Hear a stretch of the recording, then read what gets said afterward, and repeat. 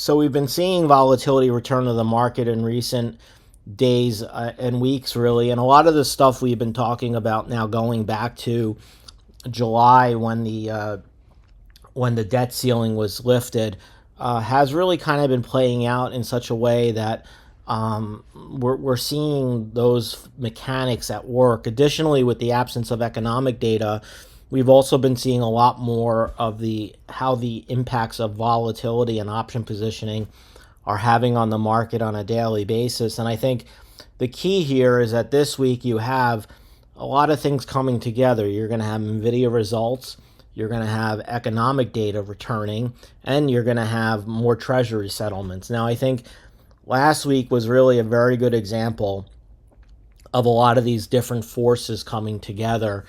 But before we get too far into the video, please remember to subscribe to this channel, like this video, share with your friends, because we had that typical Monday type of move higher, and I think a lot of that had to do with just implied volatility being ramped up on Friday and then coming down really sharply. In fact, you can see on Friday, implied vol on the VIX got up to around 22.5.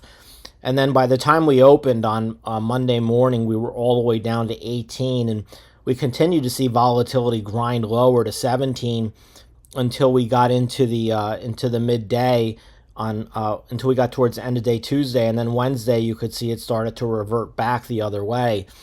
And I think ultimately that causes a little bit of a problem maybe for Monday morning, because again, you can see we went out around 20, and unless we're going to see implied volatility get really bid up into Monday morning, there's a good chance that you could get some sort of move lower again in implied volatility as we start the week off. At least we've seen that happen a few Mondays in a row, and this Monday certainly we can't discount that fact. But I think the main point here, forgetting about what Monday is overall, is that the issue here is that Monday is also a Treasury settlement date, and Tuesday is a Treasury settlement date, and Thursday is a Treasury settlement date, and that's going to create overnight funding pressures. It's typically what we've seen at this point is when we get these Treasury settlements, we tend to see usage of the standing repo facility at the Fed, at the New York Fed, get used more frequently. And the bigger the coupon or the bill settlement, usually the bigger the actual usage is. And so now this week on Monday, we're going to have coupon settling. We're going to have settlements for $26 billion. Then on Tuesday, we're going to have $14 billion.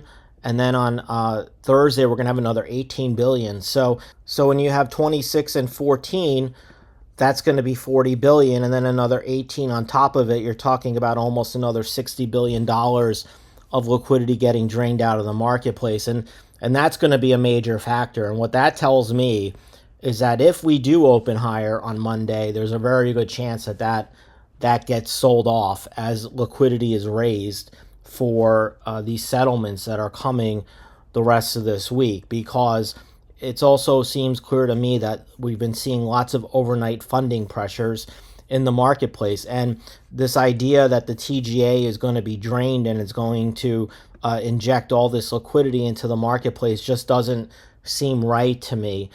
In fact, the TGA this week went out at $960 billion. Now, at the end of just last week, or a week and a half ago now, in the QRA announcement, they're assuming a TGA of a cash balance of $850 billion by the end of December, and they're assuming an $850 billion balance by the end of March. So we're not talking about a big liquidity drain that's likely to come from the TGA, and it's likely to boost reserves maybe by $100 to $110 billion.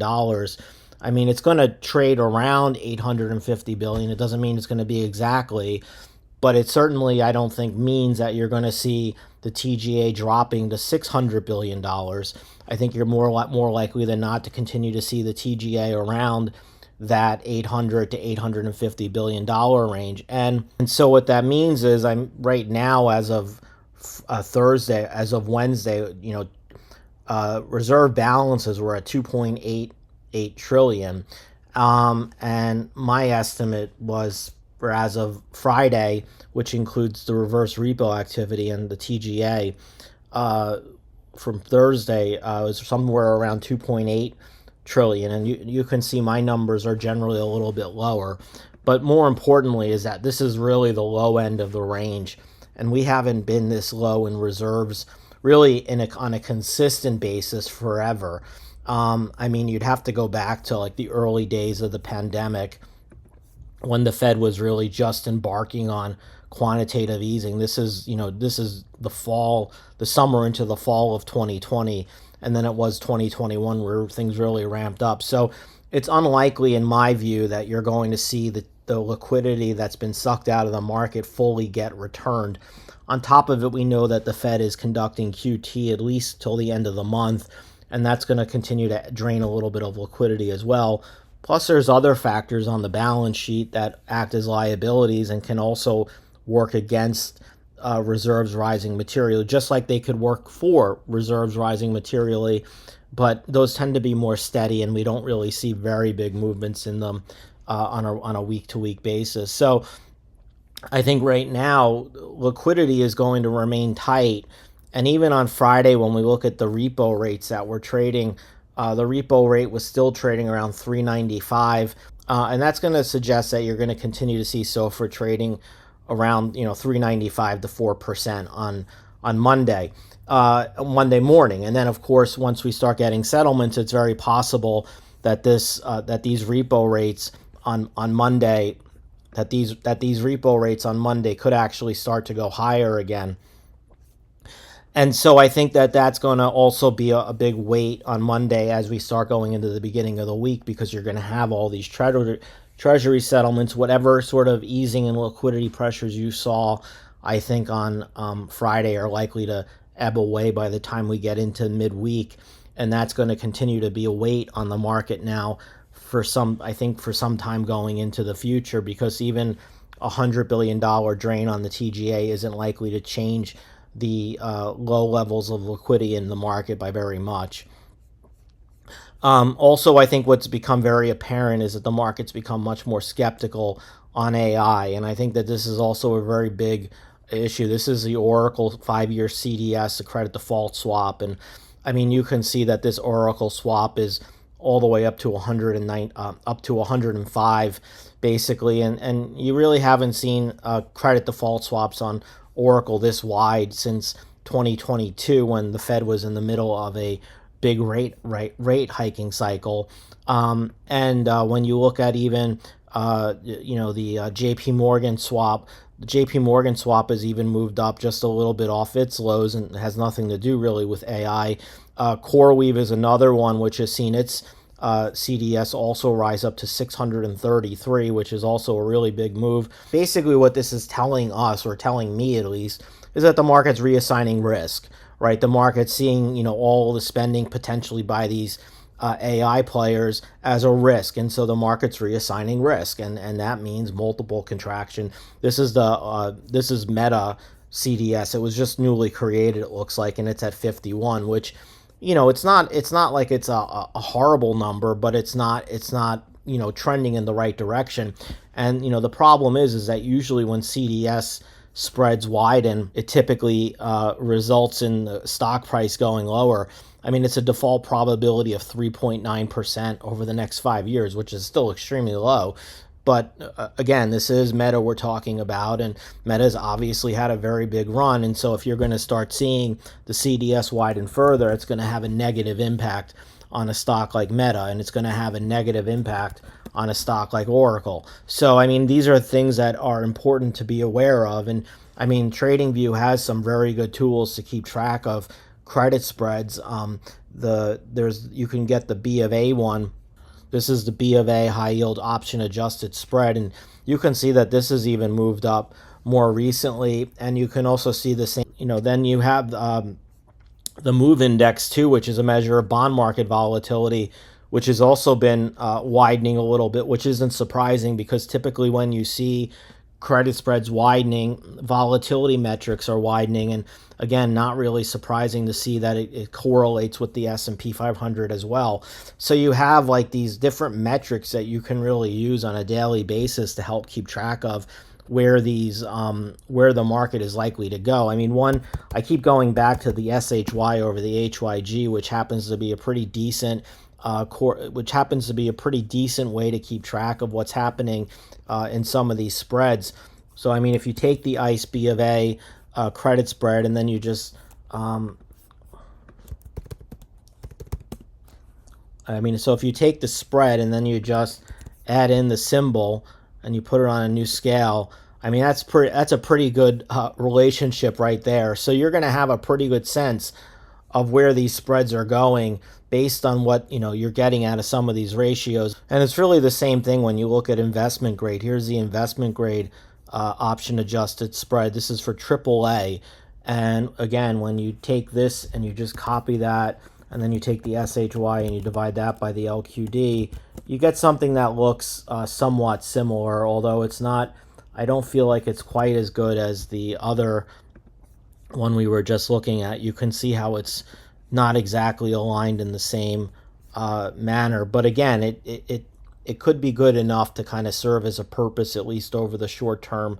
Even when you adjust it, it doesn't really get much better. So this is, and I think that this SHY LQD, I don't think really works quite as well, but the SHY HYG, I think gives a fairly good, it gives you a fairly good indication of which way credit spreads may be moving on a intraday at least. And so, again, when you kind of look around the market, I think there's lots of different reasons for, the S&P 500 to continue to struggle going forward. I think we have lots of Treasury settlements coming up. They're certainly not going to be slowing down. They're going to be continuing to issue debt for some time. I think the main problem here is obviously the reverse repo facility is practically drained. It was only $1.56 billion went through it on Friday, and that basically means that there's no excess liquidity left in the marketplace to absorb all the bill issuance. That money's going to have to come from other sources, and it likely means it's going to have to come from different parts of the markets, whether it comes from money markets or it comes from, stocks maybe. I don't know, but it's going to have to come. That liquidity is going to come from someplace else. And it's very clear when you look at the overnight funding market, it's coming from other places that you're seeing, spreads between SOFR and the EFFR widen, and SOFR versus IOBR, interest on reserve balances widen. All of this stuff is telling you liquidity is very tight, and it's probably not going to ease until we get to a point where the Fed really begins to expand its balance sheet again in a way that is actually going to help risk assets. And that's going to be probably, I think, for a pretty long time. So right now, I think you have, this idea that you basically, this is in my mind, a different setup than what we've seen on other pullbacks. One being is that we have, no excess liquidity really left in the marketplace as evidence of the reverse repo facility. I think we have a scenario where the market is starting to reassign risk due to the amount of debt issuance and the destruction of free cash flow you're seeing at some of these big tech firms. And I guess the final thing that we could touch on here is that we're seeing volatility dispersion, which we know was a very big trade going into earnings season, is unwinding. The dispersion index is coming down, no surprise. 3-month correlations are going up. That spread between dispersion and 3-month correlations is going down. We know how closely these two things tend to follow one another. We're seeing the constituent volatility coming down. And again, I think this is all part of volatility dispersion unwinding. And basically, you're going to have NVIDIA report this week. And so that's probably the last leg standing at this point. And so, when you also factor in the fact that we had, really low levels of realized volatility, historically low levels of realized volatility that were only seen during periods like in 2020 or 2018 two times, it kind of tells you that we're in for a period of higher levels of volatility. And I think we have a lot of ingredients now in place for that to happen. Again, I think it's just part of the market pricing and risk, and the part of the market, dealing with lower levels of liquidity. And, again, with reserve balances coming down sharply, I think we're in a position where we can continue to see some downward pressure on the market, at least for the medium to the short to medium term. Anyway, please remember to subscribe to this channel, like this video, share it with your friends. I hope to see you again soon. Bye.